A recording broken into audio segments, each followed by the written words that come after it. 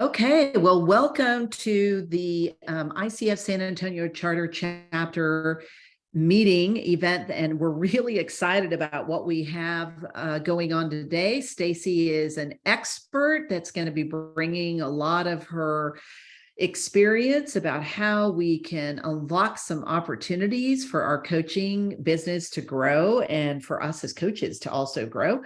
And before we get started, just a couple of quick things. We really want to have an authentic opportunity. This conversation is being recorded because we want to be able to have each and every one of our coaches to go back and review the content. There's just going to be a lot of information shared. If you have any questions, or maybe you want something to be edited, feel free. I can stop the recording during the session and then pick up the recording again, so we don't have to edit the video. Or feel free to send us a message at contact@icfsa.org. A couple of quick announcements. Just a reminder, we have a peer coaching initiative with our chapter. And if you go to our website, you can find a coach that is going to reciprocate the peer coaching activities. This is really a way for you to sharpen your coaching skills, for you to be coached or for you to coach, and to continually just build that experience of coaching. As even seasoned coaches still need to have a peer coach. And the way you do that is you go to the coaches on our website and they'll indicate if they are offering peer coaching. Another quick announcement, we have Member Connects every Thursday of the month, and we encourage each and every one of our members to come in and network. We are hoping to make these in person, but for now they are virtual. And first Wednesday of every month at 6 o'clock. And we basically go over ICF global updates and then any updates for our chapter. And then we only take about 5 minutes on that because we place all that information on our website. And then we move into the networking. We also have these branded series. And the branded series are our coaching SIGs. And Carrie Birchall is currently providing the special interest group around coaching, and we encourage you all to sign up for that. I mentioned the Member Connect. We also have the ICF Southeast Regional Webinar Series that happens every month, every second Thursday, and then a partnership that we have with ACMP and ICF. And these are incredible because they allow you to learn change management skills, and our partner at ACMP is learning about coaching skills. So an in-person event that we did not put on here, actually, it is a future event, and that is our all-member meeting on March 22nd. That is in person, and it's going to be at the Connected Co-working Space here in San Antonio. So I really would encourage you all to put that down on your calendar. It is on our events page. Also, we have a boot camp that's happening. If you haven't signed up for it, I would encourage you to do that. It's four days of intense learning about change management. And then we mentioned the Just-in-Time SIG that's happening on the 27th of February, our Member Connect in March on the 1st, and how to make your LinkedIn profile stand out on March the 15th. And then if you aren't aware, we have an All Texas Coaches Coalition retreat in New Braunfels that's happening on March the 23rd and 26th. And it's all the chapters in Texas, North Texas, Houston, Austin, and San Antonio. We all come together and get incredible amount of learning and networking at that event. Okay. Last couple of things that I'll mention before we move into our session. If you have not downloaded the mobile app for Wild Apricot, this is a very easy way for you to check off the events that you want to attend, and also just keep a track of the CCEUs that you have, so that when it comes time to renew your certificate, you know which events that you have attended, and you can go to the Apple Store or the Google Store for that information. And I mentioned at the very beginning, we will have a member content page that we're building out right now. And this is where we're going to have videos that are paid events on the member content only page. So if you missed an event, you paid for it, we're recording it, it will be placed on the member content page. We also have YouTube and SoundCloud where you can follow us, and Vimeo for those free events. And you can search ICF San Antonio and find us online for a video content. Okay, so now I would like to turn it over to, sorry about that, our speaker today. And today we have Stacy Hyland, who is going to be reviewing with us how to become a magnet and attract your perfect clients. So Stacy, I would like for you to do a quick intro and take it away. Thanks, Aurora. All right, let me share my screen and then we'll take it away from there. And off we go. Oops.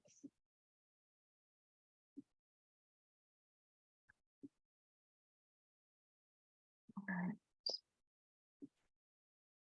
Can everybody see that? Yes. Perfect. All right. Thumbs up. All right, good. Well, this is something that I'm very passionate about working with your perfect clients. And I love that you have the LinkedIn workshop next month, because I think this workshop will really help you get clear to put stuff on your LinkedIn profile. So it'll really build on what you're doing. So let's get started and dig in. So a little bit about me. My name is Stacy Hyland. As Aurora said, I have been doing coaching since the beginning, practically the beginning of coaching. People used to ask me if I was a sports coach. So they would be like, which sport do you coach? And I'm like, no, I'm a business coach. And so over 20 years as a business coach, speaker, and marketing strategist, I was International Coach of the Year in 2016. And I also worked as vice president of consulting with that tall guy over there, Tony Robbins, and learned a lot from him as well. Totally different style of coaching, but I learned a lot. And I work with entrepreneurs who are between 6 and 8 figures, who are really high achievers that want to add a zero without the hustle. So here's a little bit about my why, because I think it's really important to consider as you're looking at your perfect clients of what your why is. So that pic on the left is me from the 70s, so not fancy photos like we have today, but that's me with my dad. And my dad unfortunately died at the age of 56. And my dad was really my hero, my mentor. I mean, it just gutted me. And when it happened, it literally, he got sick in September. He passed away the day before Thanksgiving. And it really made me stop and question what I was doing with my life and really do a lot of introspection, prayer, journaling. And that is when I discovered coaching. And at the same time, I had been selling as a consultative sales person, and I was working with businesses, and I would go into their business and I would say, have you tried this? And have you tried that? And I would help them grow their business. And one of my clients at that point had grown her business 200% in less than a year. And I thought, there's something here to this. This is way more fun than sales, right? So that became when I really became passionate about what is my mission, which is giving entrepreneurs back to their families. Because when my dad died at 56, which seems like extremely young now that I'm in my 50s, it really made me think, he didn't do any of the things that he wanted to do, as a bucket list. He never got to retire. He never got to do the things he wanted to do, spend the amount of time that he did with, that he wanted with his family. So giving entrepreneurs back to my family was really how I designed my coaching practice when I started it over 20 years ago. I didn't have kids then. My oldest, who's there in the middle on the right, she's going to turn 20 in a week. But I was very, very cognizant of the fact that I wanted to be here when the kids got off the bus. I wanted to be able to go and volunteer in their classrooms and go on their field trips with them and create. This was a bucket list trip for us that we went to the Alps with my mom, who's 76 years old, last summer, because I said, Mom, you got to go now. You're healthy. Let's do it. Go with your daughter and your 2 granddaughters. So really creating a business that allows you to have a prosperous business and have that family, the personal prosperity that you want in your life as well. And I want to know, take some time to think about what is your why as you're looking at doing this. So here's what we're going to learn today. You're going to learn how to find and fill your business with your perfect clients. Now, that's an example of one of my perfect clients over there on the right at one of our mastermind retreats. And as you can see, perfect clients are more fun to work with. We were cracking up, right? While we were doing the work, while she was growing her business. So that's why I'm passionate about it, because it really, the energy from perfect clients allows you to put more energy back out into the world as opposed to sucking your energy. You're going to learn how to make your marketing and consults the answer to your clients' challenges, and how to position yourself as a couture perfect fit for your perfect client in a world of commoditized coaches. And this is getting more and more important, because when I started coaching 20 years ago, there weren't that many coaches, right? I was the vice president of the Montreal coaching chapter, and there were like 20 of us. I went to the first meetings of the Philadelphia International Coaching Federation group. There were maybe 40 people. So now there's hundreds, there's thousands. So it's really important to be able to differentiate yourself and what you do and the results that you get for your clients. And if you guys have any questions as we go along, feel free to put them in the chat. I want to make this interactive. I hope you have a piece of paper or something to write on, because there's going to be some exercises for you as well. So here's some of the mistakes that I see, in 20 years of coaching that people are doing. And, this, I would love to see what kind of coach you are in the comments, because it'll help me also position this for you guys better. So let me know who you coach and what your specialty is. So the mistake I see is marketing to everyone. So when you're marketing to everyone, it's commoditized, right? It's really not different than anybody else. So we want to make sure that you really position yourself so that people know what you do and what the result is that they're going to get. Okay, Pamela does leadership development. Yes, and I'll definitely send the slides so you can go through this as a workbook. All right, process-driven executive coaching. Okay, great. So another mistake is not positioning as an expert, really owning your expertise and claiming it and telling people about it and not hiding your light of what you do. The third thing is not speaking your perfect client's language. Now, this is where, especially, it's interesting, because I think a lot of leadership coaches, especially, they talk in a way that people really still don't understand what it is that they do or who they help or what the result is, right? So we want to make sure that, and that's what we're going to do today, is help you get clear on how to do that so that they get that. And then the last thing is lowering your prices, right? Because when there becomes a commoditized market for coaching, you're like, oh, there's 20 coaches in my little town. I need to lower my price. I need to stay in the middle. No. When you separate yourself as that expert, you're able to command the higher fees that you want and not look at what everybody else in the market is doing. All right. Sorry, I clicked on the chat, so it stopped advancing my slides. So when you position yourself as couture, what you want to be doing is marketing to your perfect client. So you can see the Louis Vuitton bag there. They're not marketing to everyone, right? They're marketing to the people that want to buy their luxury bags. They understand and speak their perfect client's language. And so I want you to be able to do this as well. So I'll give you an example. One of my clients, he is in logistics, and logistics, I'm going to give you, this is a non-coaching example, but I think it'll help you really see how this works in the real world. He is competing against billion-dollar logistics companies, $100 million logistics companies, right? And he was a small startup firm, boutique firm. And he said, how am I going to be able to market to these people? So what we did is we determined who his perfect clients were, like who could he help? And what he decided was that he was really good with the $100 million to about 500 million, maybe up to $1 billion companies. And those were mostly in the medical device field that he liked to work with. And so once we knew that, we looked at what is it, and we're going to do this exercise in a minute. What is it that perfect client was struggling with? And so when he was able to understand that, he could talk to that. So when he had his, phone like dialing, actually old school sales and marketing, he's competing against people that have hundreds and thousands of salespeople. And he was able to actually separate himself and say, when you're selling medical devices, your sales process it could be 6 months, it could be a year, it could be 6 years, right? So that was one of the pain points of his perfect client. So he understood that. Now, here's another pain point. You have spent 6 years getting this sale. Maybe it's $1 million sale, whatever it is. And you go to the hospital to deliver that piece of medical equipment. The hospital has shut down their whole X-ray department, radiology department to install this piece of equipment. And your logistics company messes it up. So can you imagine how bad that makes you look after you've been courting this client for 6 years, right?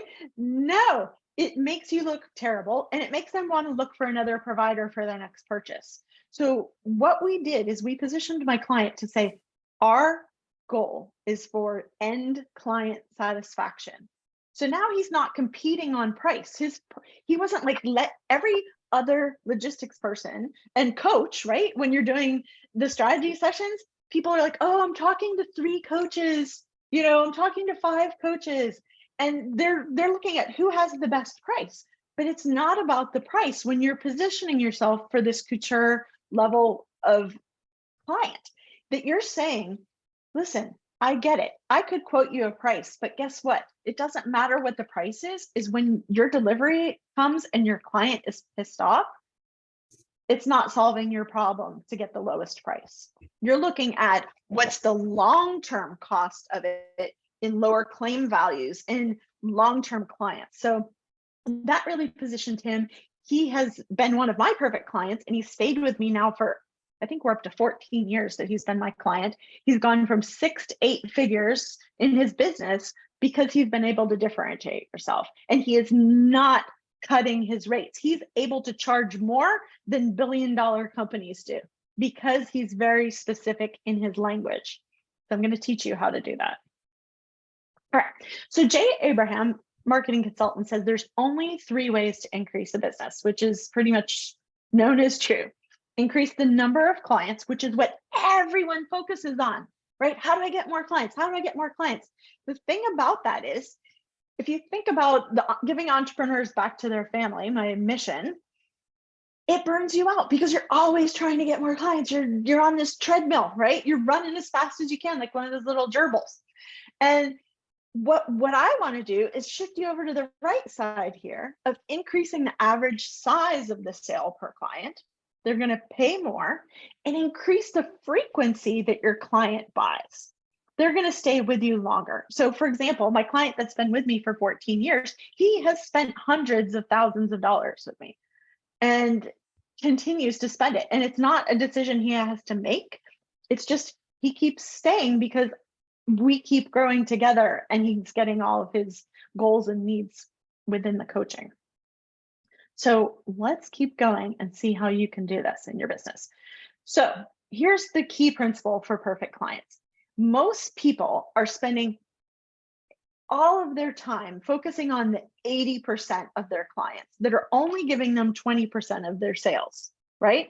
And the thing about the 80% clients is they're usually louder, right? I don't know if anybody's, tell me if in the chat, if you've seen the meme going around, a $500 client is like, this better work. What's everything involved? Like, I need to know every single step we're going to take. They want every single detail. And a $50,000 client is like, payment sent, I sent you my bank transfer. It's a lot less painful, right? So what I want to switch you to is focusing on the 20% of your clients. They're going to give you 80% of your revenue in your business. All right, so I want to make a distinction here because people say, getting customers, getting clients, and I think there's a strong distinction here, especially for coaches. So a customer, and this is according to Webster's dictionary, is one that purchases a commodity or service, usually systematically or frequently, one that patronizes or uses services. So a coach could have a customer, right?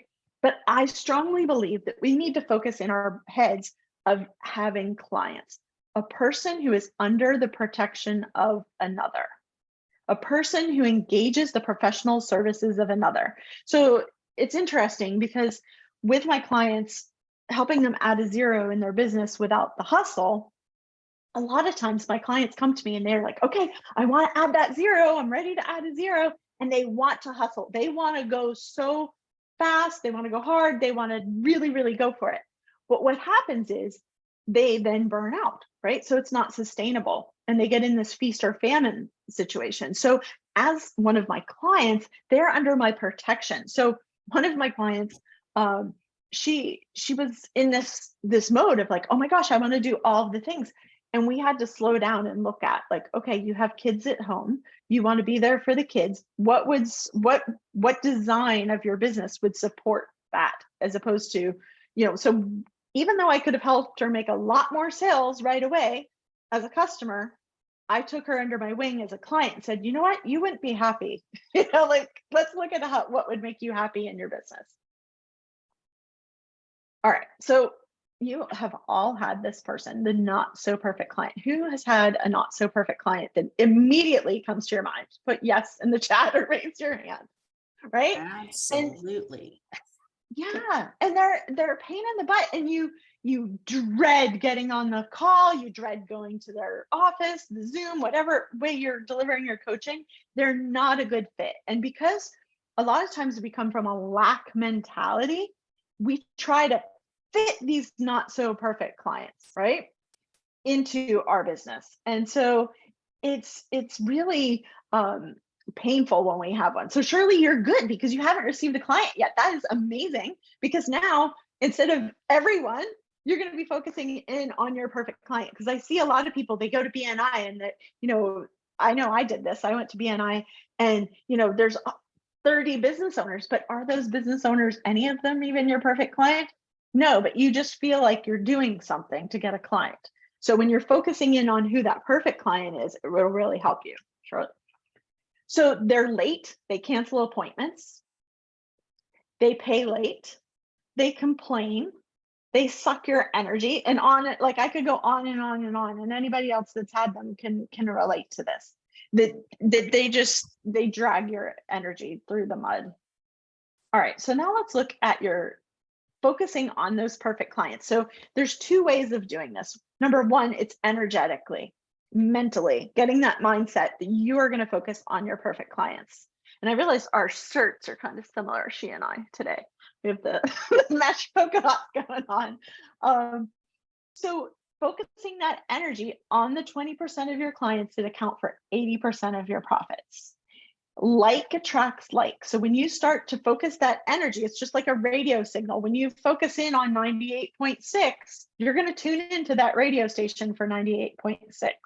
So really getting focused on that. And as you do that, you become more powerful as a magnet because you're becoming more clear of who you are and what you want. So one of my clients, it's funny, he shared with me yesterday in our mastermind, he said, a client came to him and said, I have money to invest, a large amount of money to invest. And, he could have invested it anywhere, but he wanted to work with my client. Now, my client did not have room at the moment. So he had to put him on a waiting list. But it was because of the positioning that people are now coming to him, even if he can't serve them right now. All right. So these are three things about your perfect clients. Number one, they're going to buy more.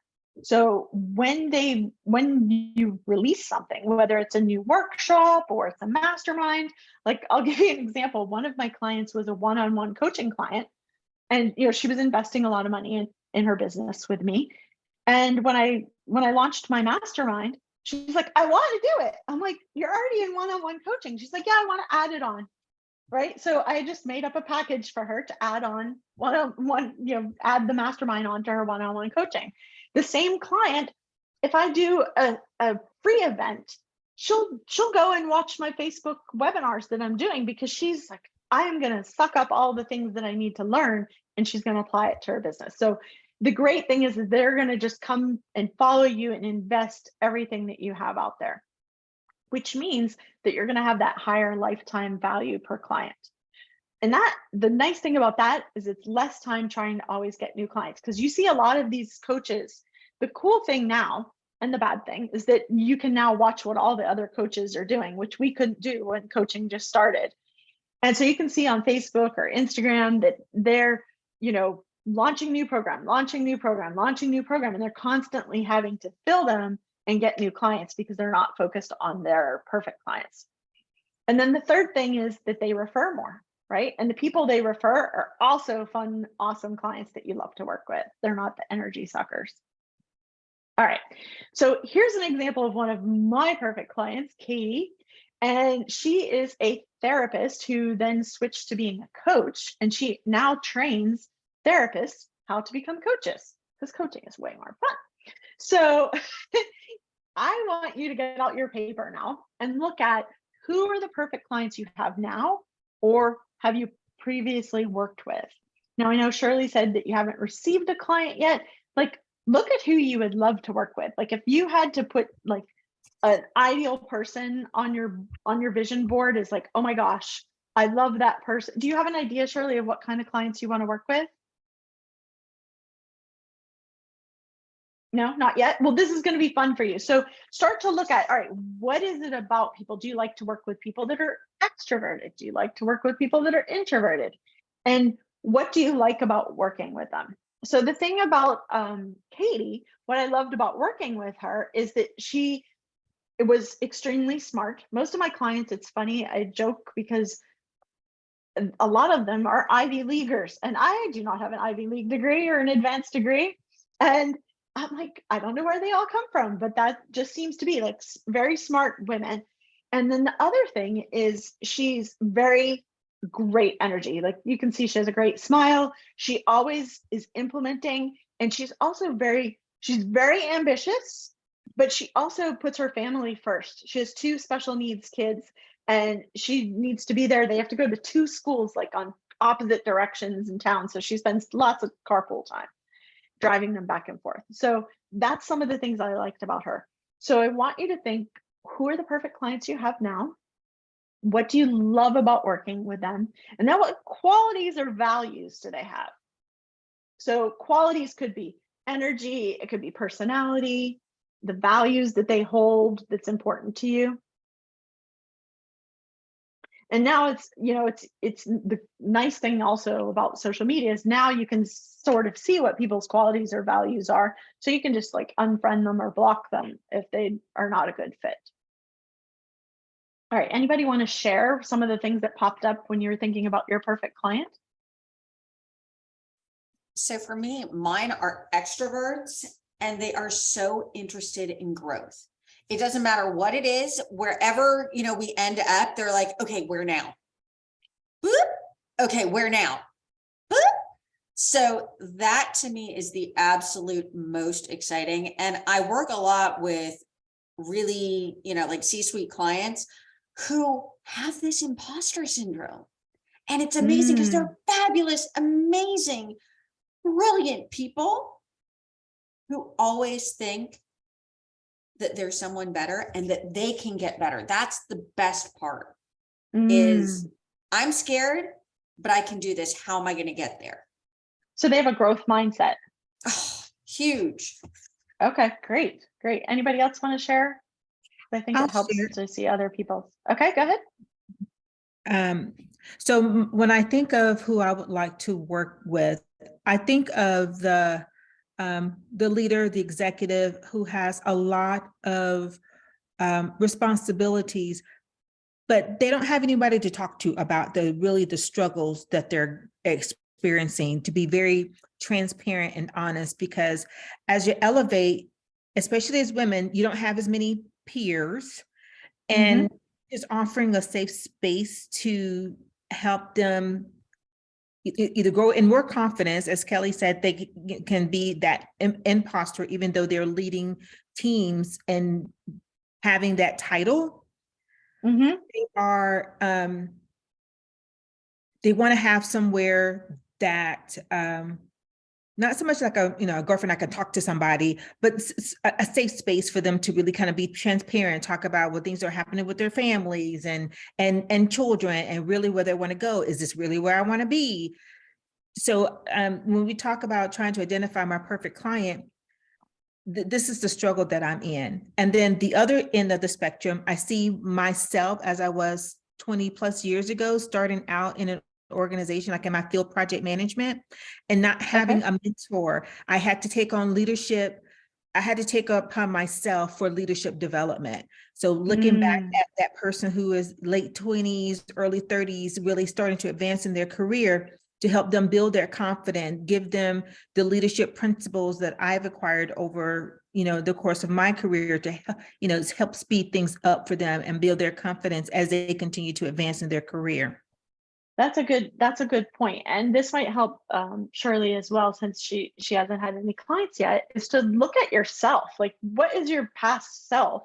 Like, what did you like about yourself? Like, you said 20 years ago or 5 years ago, like, who is that person? And what are those qualities that you had that you want to work with clients that have those qualities as well? So that'll be very helpful. And we're going to dig in even deeper on this. So, all right.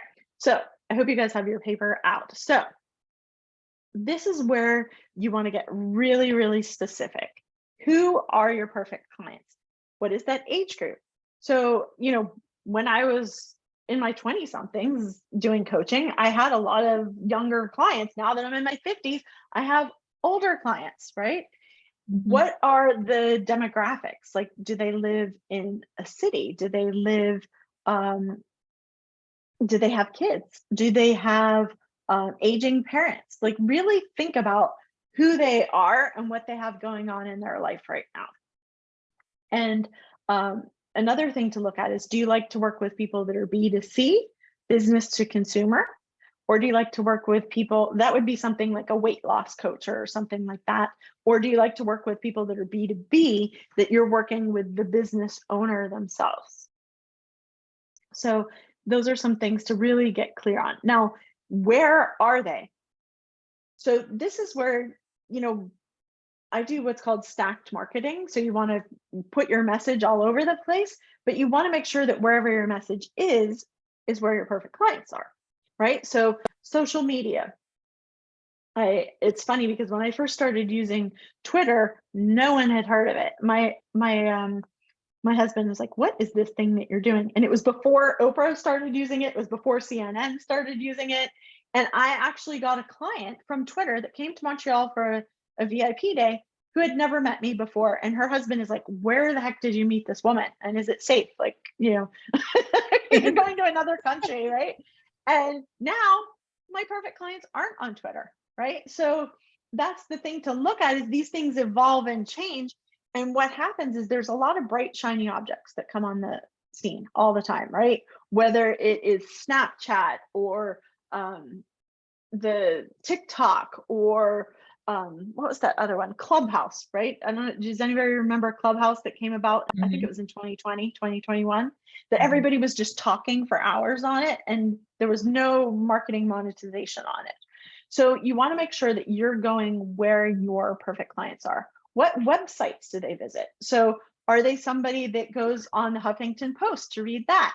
Do they go look at Oprah website? Do they follow Marie Forleo? Like, who are your people? Are they, a good thing to do, this is kind of fun, is to go to the bookstore and look at what books do you think your people would be reading, right? And really see, like, if I'm this growth mindset person, what books would I pick up? What am I interested in learning? Are there physical events that you could go to that your perfect clients would be at?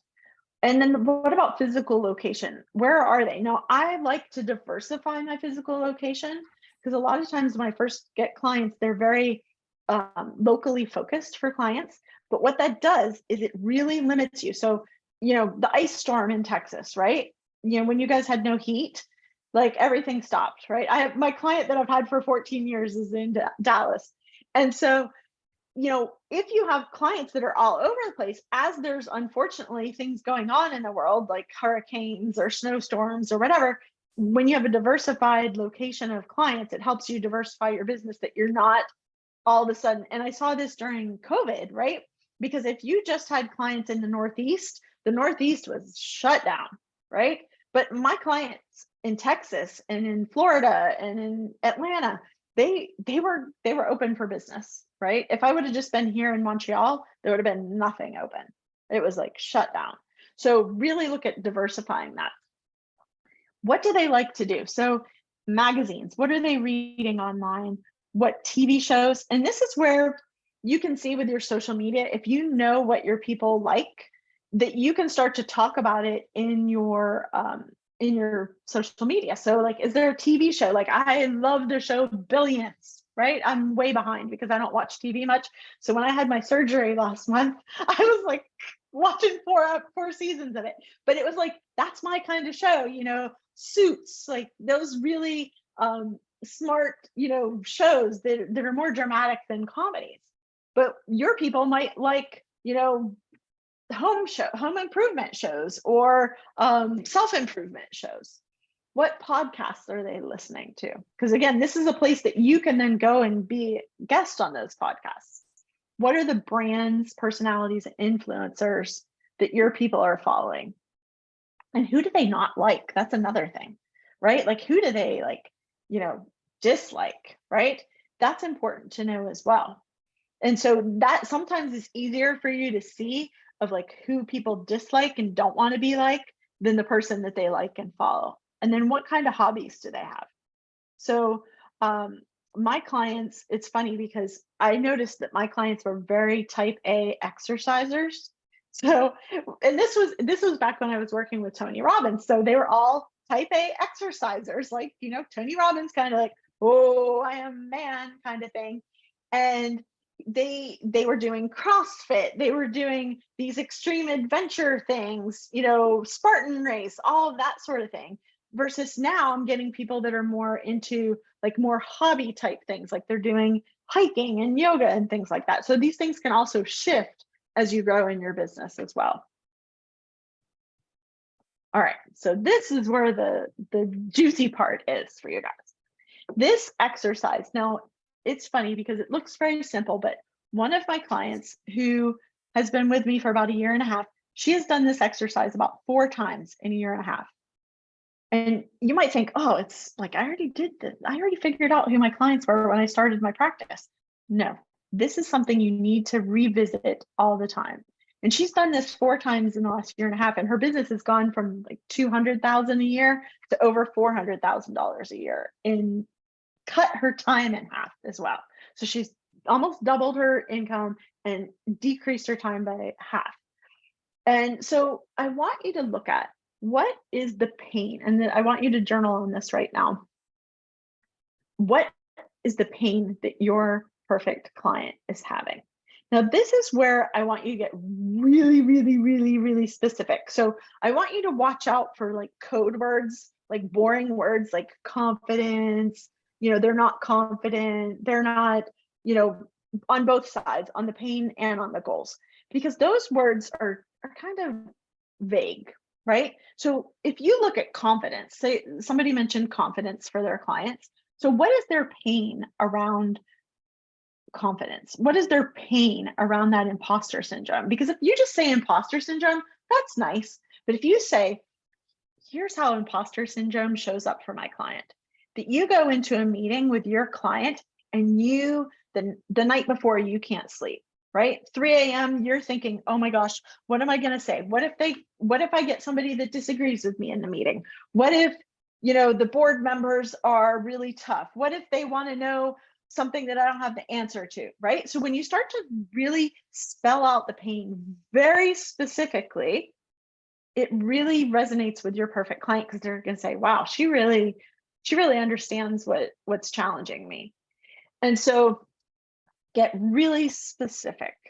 So one of the things with the pain is looking at what is keeping them up at 3 o'clock in the morning, right? What is it that they're thinking about when their monkey brain and lizard brain is going, that's talking about like the fears and the challenges and things that make no sense, right? Like, you know, I'm going to be out on the street, people are going to think I'm ridiculous, they're going to laugh at me. These are all ridiculous fears in the light of day, but in the middle of the night, if you're worried about your confidence, these are things that are happening.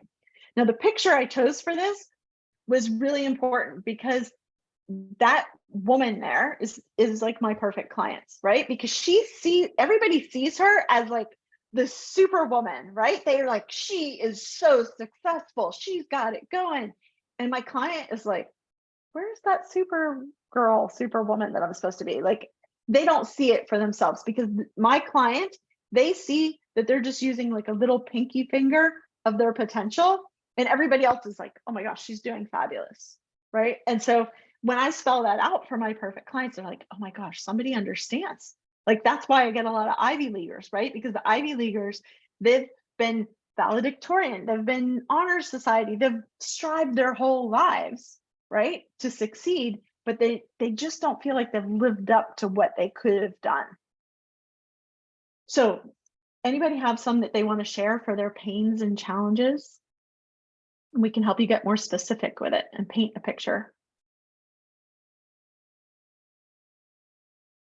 Rory, you look like you're nodding and want to go in. I don't want to just jump in and. No worries. I was just going to mention that the pain a lot of my clients face is they don't know what they don't know. So a lot of what I coach my clients through are different perspectives of how to solve either it's a people problem or a strategy problem that they're trying to find higher levels of impact. So can you give an example of that? Yeah. So I have a client who is focused on a very tactical problem. They're working with complex systems, technology systems, and they're trying to identify ways to reduce risk or errors.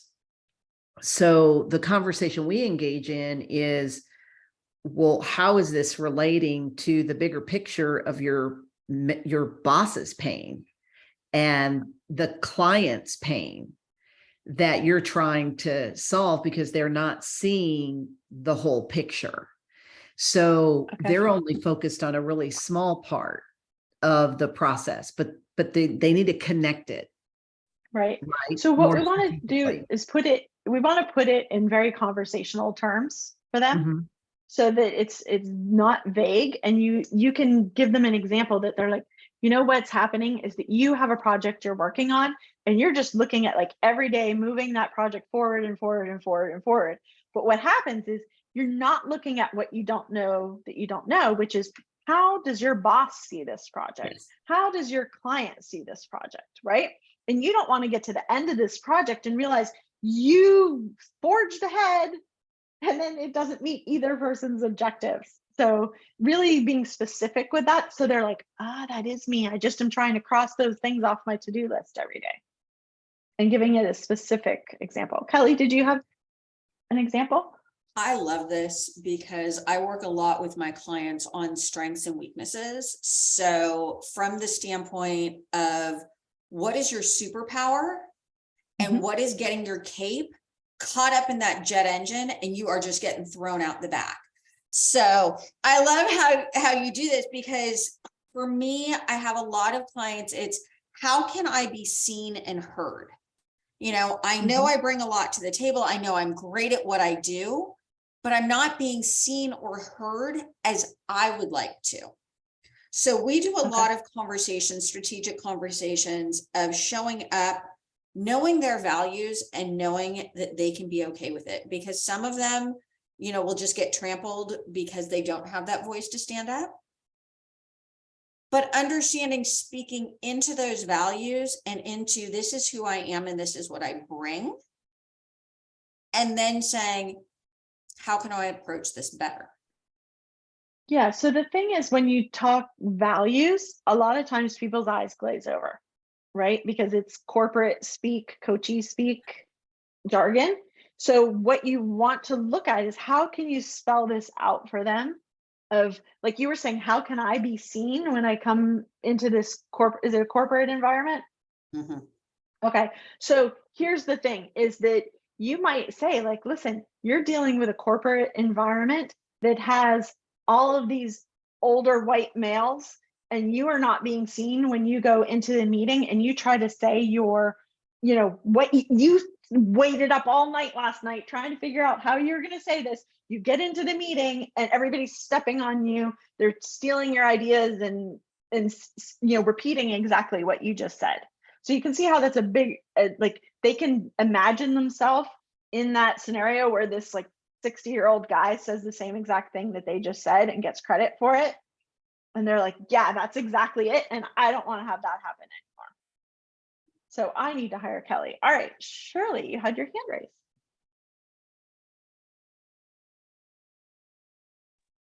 Oh yeah, so this is really good because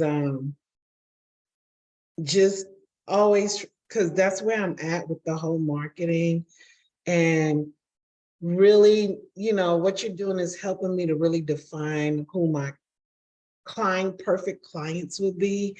One of the things I realized, and this is even listening to a podcast, and there's something that you said about the value of your coaching.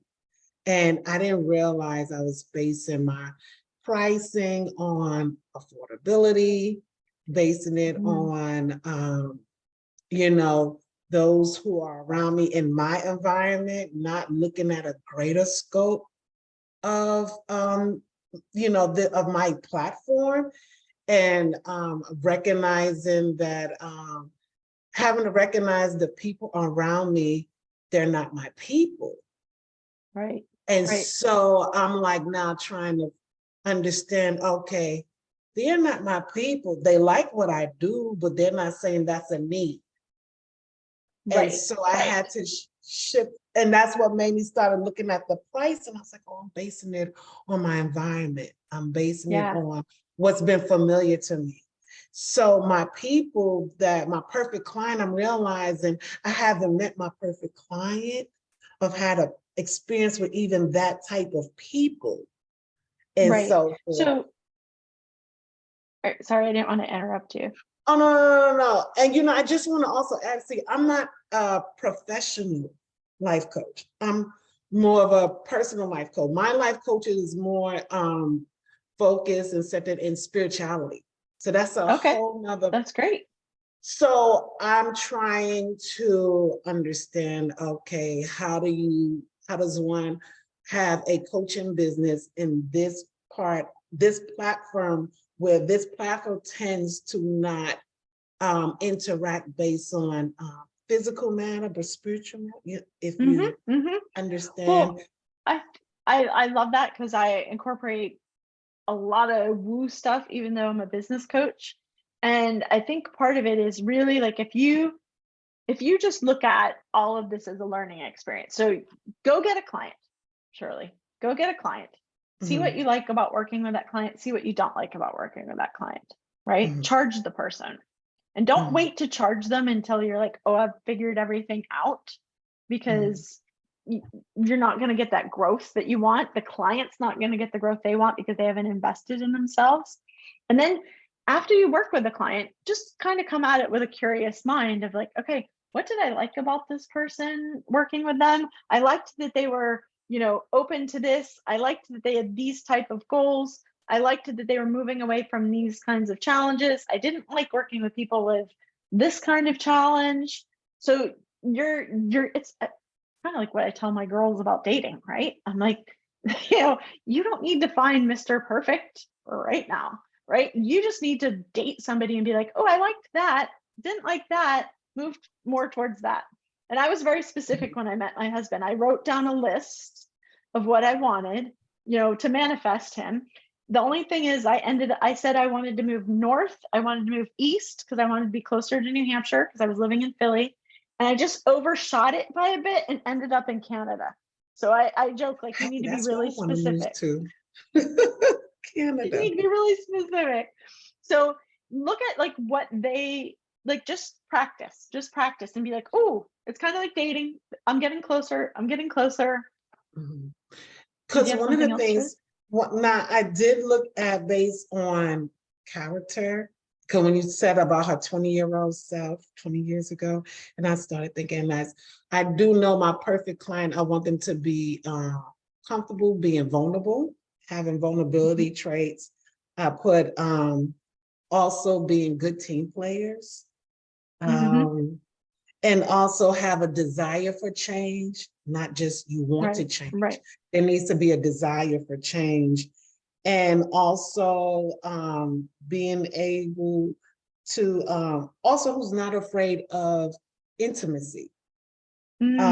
Because spirituality involves Yeah, intimacy. That is really, right, and so it just clicked when you was talking, and I was like, oh, they need not to be afraid of intimacy. right, If right. being intimate is an issue, then it's not going to work because of Mm, spirituality, because of what the just the nature of the right, coach right. is going to So, require for you not to be afraid of intimacy. right. So you might look at like some other ways in their life that they're not being afraid to be intimate to to Mhm. see like, okay, this is my kind of person that would be willing to, they've tried this, maybe they've tried hypnosis before. Like, what else have they tried? And then Yeah, look, if we go over to the right side here, yeah. like what are their goals? Like what do they want to achieve? Because What are they that's the going? other thing, Shirley, about like the people that you're saying, the people you're around don't have, they're not your people that you want to coach because they might not have the goals that you want to coach people towards. So look at what their goals are, look at what their, so for example, but we want to be very specific. So if their goal, like we were talking about the confidence, right? It's a very vague goal to have confidence. So instead, we want to paint that picture really clearly of what does confidence look like? It looks like getting a great night of sleep the night before your board meeting, right? What does confidence look like? It looks like walking in and when that guy interrupts you, you say, "Excuse me, I was speaking," right? And really look at what does that look like for the person and Mm. paint a picture of what that looks like when you're working with them. And I know, Pamela, you don't have your camera on, but you said that you're having struggle with that. Is there something you wanted to share?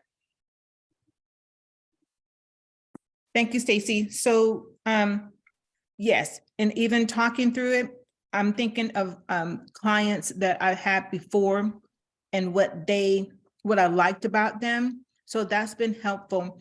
And I'm toggling between either the young professional that's building, they started out in the career to build, leadership skills, that executive that has continued to ascend but needs that safe space. And then also in small businesses, because I've experienced where the employees are, just fed up. They're in narcissistic environments, or the leader or the owner has spent so much time because of their knowledge and what they're able to do. They're the expert, but they don't have leadership skills on how to develop their team, keep their team together. Right. People are leaving and things. So just asking myself these questions is going to help narrow it down for me. What So I that's would do, been kind of big. that's great. You have like 3 buckets, Pamela. What I would suggest is like, I love to get one of those big sticky notes and just throw it up on the wall and just write it. So what I would do is I would look at this exercise for each of those 3 types of clients. And it's okay when you're starting out to put like, here's 3 types of clients that I work with. And one of my clients, she when she first started working with me, she was a leadership coach for tech entrepreneurs and finance entrepreneurs, right? And just leadership. And now she's keep narrowing and narrowing and narrowing. Now she is a leadership coach for tech VPs who have been recently promoted, and she has a waiting list. Right. But it started like, she was like, "Oh, I'm scared to say just tech people because I do finance people too." And so she kept narrowing it. But as she narrowed it, people were like, "Oh, I need help with that." Because it really resonated with them. So, feel free to start with the 3, and then you're going to say like, "Oh, I really like the business owners, but this one's my person." Okay. All right. So this is one of my clients at one of my VIP retreats that we do at my lake house. And so we did this exercise, the pains and the wants. And when you put it into your marketing plan, again, I'm going to keep saying this over and over again, get specific, right? Because it's not going to resonate with people unless it is specific, right? So if I just said like, help you find your dream man, that's one thing. But if I said, help you find your dream man that, you know, opens your door for you and makes you coffee when you wake up in the morning, now all of a sudden you're like, oh yeah, I want that, right? Was So that it, really, Jen? I'm sorry? I was gonna say, sign me up. Yeah, exactly. Sign me up. Right. So get really specific, and then get specific of how they're feeling right now and what they're experiencing right now. So they're experiencing, and I keep going back to the boardroom of like, they're experiencing that people are stepping on their ideas. They're experiencing a lot of stress the night before they might be stressing for 3 weeks before their board meeting, right? You might be over preparing. Give examples of what they're experiencing. And then in the other part of your marketing, you're future pacing. What is possible for you when you've solved this, right? What's possible is that when you come into the board meeting, when you have nailed your confidence, when you've owned your value, now people are like, oh, what does Susan have to say about this topic, right? So like they're turning to you to ask you for your input because you're confident, right? So future pace what that looks for them on the other side of that transformation. All right. And then you're going to put this into your stacked marketing plan. That's another at my mastermind of us planning out your whole business, the funnel, the marketing, everything. And so you want to put it into stacked marketing plan, which means strategic. This is not spray and pray on every single platform that your clients are on. It's targeted at your perfect client. It is not like everybody. It's your perfect client. The A stands for having a call to action. So when you're doing marketing, make sure you have a way for people to take action, whether it's like this post, click here, email me, whatever that would be. Consistent. So it's better to be consistent than perfect. So putting stuff out there all the time. Have KPIs in place, key performance indicators. What are you tracking? Are you tracking how many intro sessions you've had? Are you tracking what your revenue is? Are you tracking what your retention rate is? Are you tracking your lifetime value of your clients? Put those in place for yourself. mean again? I'm sorry.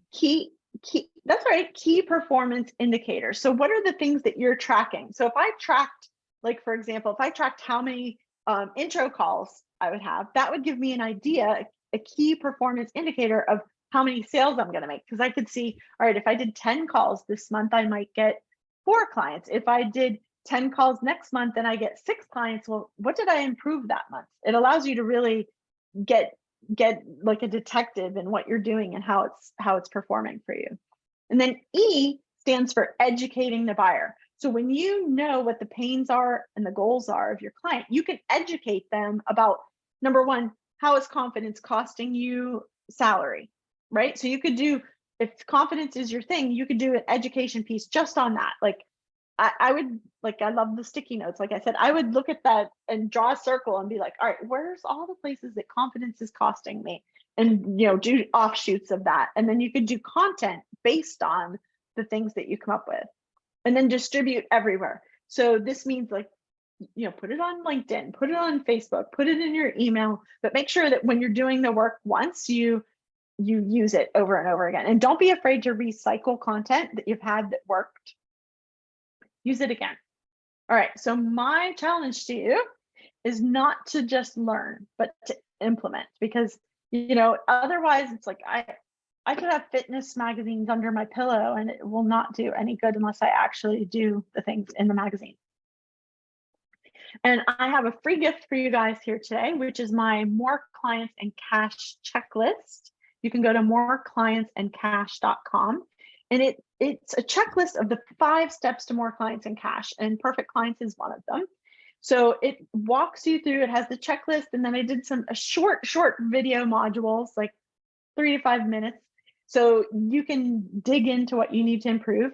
Cash flow boosters, which are my hidden profits that are free ways to get more clients and more cash. And then what to do with your marketing so you don't have that feast or famine. So go to moreclientsandcash.com. If you want to chat with me, do a complimentary session, go to stacyhyland.com and book a call. I am not a pushy coach salesperson. I am literally, I only want to work with my perfect clients because my clients stay with me for decades. You know, I joke with people like, yeah, you're going to sign up for 6 months, but you're probably going to be with me for years. So I want to make sure that when we get on the phone together, or you're on my Voxer, right? Because my clients can Voxer me questions, challenges, wins, that it's not an energy suck, that we both like working together. So anybody have any questions? I know we've run a little bit over because we got started a little bit late, but I want to answer any questions you guys have. I'm happy Thank you to guys stay. so much. I'm jumping on another call, but you all have Okay, a beautiful great day. having you. Thanks. Thanks again, Stacy, for an incredible conversation. And thank you, coaches. I hope that you continue to figure out the stacked marketing. So with that being said, thank you, and we'll see you at the next event.